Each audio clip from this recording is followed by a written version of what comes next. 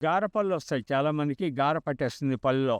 అటువంటి వారికి ఒక వైద్య విధానం చెప్తున్నాను. దయచేసి మీరందరూ శ్రద్ధగా ఉండండి. మీ సిద్ధనారాయణమూర్తి మీ అందరి కోసం నేను ఈ యొక్క అతి రహస్యమైనటువంటి వైద్య విధానంలో ఉన్నటువంటి ఒక విషయాన్ని మీ అందరికీ చెప్తున్నాను.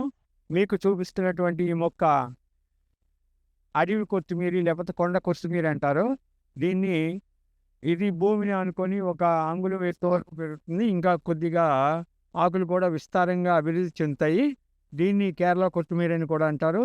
ఈ కొత్తిమీర మొక్క చాలా అద్భుతమైనటువంటి మనం వాడేటటువంటి ధనియా అంటాం, కొత్తిమీర అంటాం కదా! ఈ మొక్క కన్నా ఇది చాలా అరుదైనటువంటి మొక్క. అరుదైనటువంటి జాతికి సంబంధించినటువంటి ఈ కొండ కొత్తిమీరని మీరు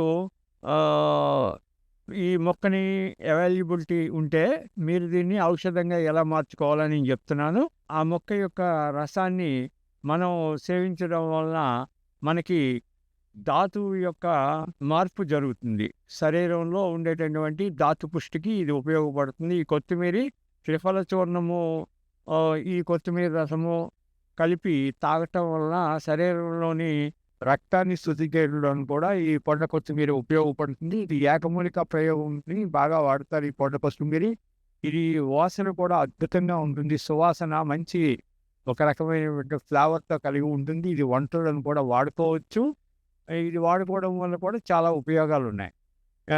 యునానీలోని అదేవిధంగా కేరళ వైద్య విధానం ఈ పొండ కొత్తిమీరని చాలా అనుసంధానంగా చాలా వాటితో కలిపి దీన్ని వాడుతూ ఉంటారు.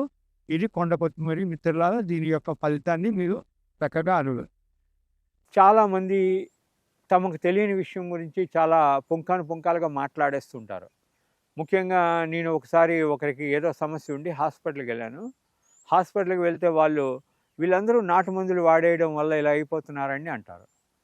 మీరు ఎంతమందికి వైద్యం చేయగలరు?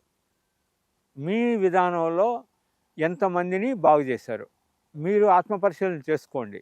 ఆత్మపరిశీలన చేసుకున్న తర్వాత వైద్య విధానాన్ని మీరు అది గొప్ప సుశ్రుతుడు, చరకుడు ఇటువంటి వారందరూ కూడా మీకు కొన్ని ఇన్స్ట్రుమెంట్ ఇచ్చారు కాబట్టి ఈరోజు మీరు సర్జరీలు చేయగలుగుతున్నారు. అదేవిధంగా ఈ రీసెర్చ్ అంతా కూడా పూర్వం ఋషులు, సిద్ధులు, సాధకులు చేసినటువంటి వైద్య విధానం.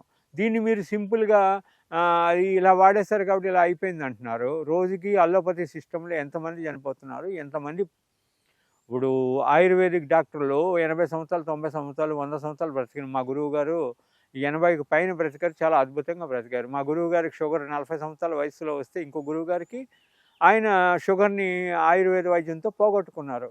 అవన్నీ కూడా చాలా గొప్ప విషయాలు ఉన్నాయి.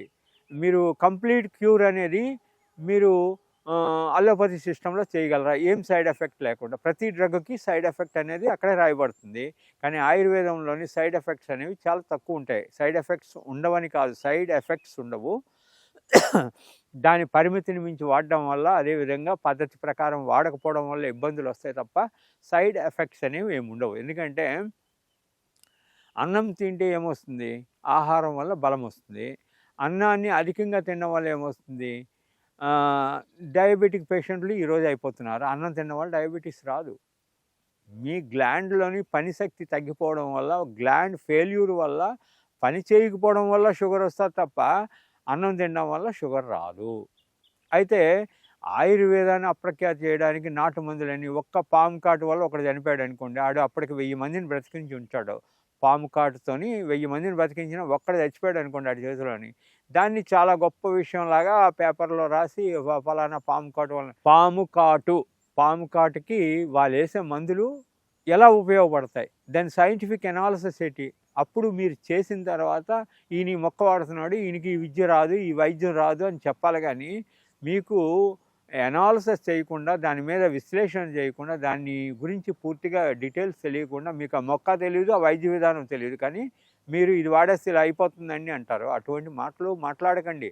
ప్రజలకి ఒకప్పుడు ఇంట్లోనే కాన్పు చేసేవారు, వాళ్ళందరూ సుఖంగా ఉన్నారు. పొత్తుకడుపు పెరగలేదు, వాళ్ళకి మచ్చలు రాలేదు, ఏమీ రాలేదు, వాళ్ళు చాలా అద్భుతంగా ఉంటున్నారు కదా. వాళ్ళకి ఓన్లీ మూలికల యొక్క కషాయాలు తాగితే వాళ్ళు పిల్లల్ని కన్న తర్వాత కూడా వాళ్ళకి విధమైనటువంటి వాత వ్యాధులు వచ్చి, సూచిక వ్యాధులు వచ్చి మంచాన్ని పట్టలేదు కదా ఇదివరకు. కాబట్టి మీకు తెలిసిన దాని గురించి మీరు ప్రజలకు వివరించండి. తెలియని దాని గురించి ఈ మొక్కతో ఇలా అయిపోద్ది, అలా మొక్కతో అయిపోద్ది అని చెప్పకండి. ఆ మొక్కలు కూడా సరిగ్గా చెప్పండి. ఆ మొక్కని ఏ విధంగా రసాయన ఔషధంగా చేసుకోవచ్చు, లేకపోతే మీరు ఏ విధంగా పొందొచ్చు, ఈ మొక్కతో షుగర్ పోతుందని చెప్పిన ఆయుర్వేదిక్ డాక్టర్లు తప్పే. అసలు ఆయుర్వేదమే తప్పు అని చెప్పేటటువంటి అల్లోపతి డాక్టర్లు తప్పే. ఎందుకంటే నైనా ప్రతి ఒక్క డాక్టరు ఒకటి గమనించుకోవాలి. మీరందరూ మీ తల్లులు, తండ్రులు, తాతలు పరంపరగా దుంపరాష్ట్రము, చేదుంపరాష్ట్రము, దుంపరాష్ట్రము, దుప్పుకొమ్ము ఇవన్నీ నూరి వస ఇవన్నీ కూడా మీకు చిన్నప్పుడే నాకిచ్చడం వల్ల ఇప్పటికీ కూడా చిన్నప్పుడే దాన్ని ఔషధ గుణం పసుపు ఇవన్నిటినీ కూడా సన్నికాల మీద రాయి మీద నూరి గంధం తీసి ఆ గంధాన్ని చిన్నపిల్లలకి రోజు తప్పి రోజు పెట్టి మీ అందరినీ కూడా ఈ డిఎన్ఏతో ఈరోజు ఇలా ఉండడానికి, ఇలా మాట్లాడడానికి మీరు ఉపయోగపడుతున్నారంటే పూర్వం పెద్దలందరూ కూడా మీ తాతతండ్రులందరూ ఈ విధానాన్ని ఉపయోగించుకొని వచ్చారు. ఆ విషయాన్ని మర్చిపోయి తాతతండ్రులు చేసినటువంటి గొప్ప ఔషధీకరణము, లేకపోతే ఈ దేహం మీది ఉందంటే ఈ దేహానికి మూలమైనటువంటి తాతతండ్రులు ఇవన్నీ విధానాలు వాడారు. వాళ్ళు తప్ప, లేకపోతే ఈ విధానమే తప్ప, మీరు ఇవన్నీ మాట్లాడడానికి ఒక శక్తినిచ్చిన భగవంతుడు తప్ప అనేది తెలుసుకొని ఇతరులని విమర్శించేటప్పుడు కొద్దిగా ఆయుర్వేద వైద్యాన్ని కానీ, యునాని వైద్యం కానీ, సిద్ధ వైద్యం కానీ, government, state government, central government దీని మీద ఎంతో కృషి చేసింది. దీంట్లో చాలా విషయాలు ఉన్నాయి. African medicine, Chenchu medicine, Koya medicine, Kondareddi medicine, Kondakammara medicine, 33-35 గిరిజన తెగలు ఉన్నారు. 35 గిరిజన తెగల్లోని చాలా ఔషధాలు ఉన్నాయి. అతి రహస్యమైనటువంటి యానాదులు కొన్ని మందులు చేస్తారు, అతి అద్భుతం.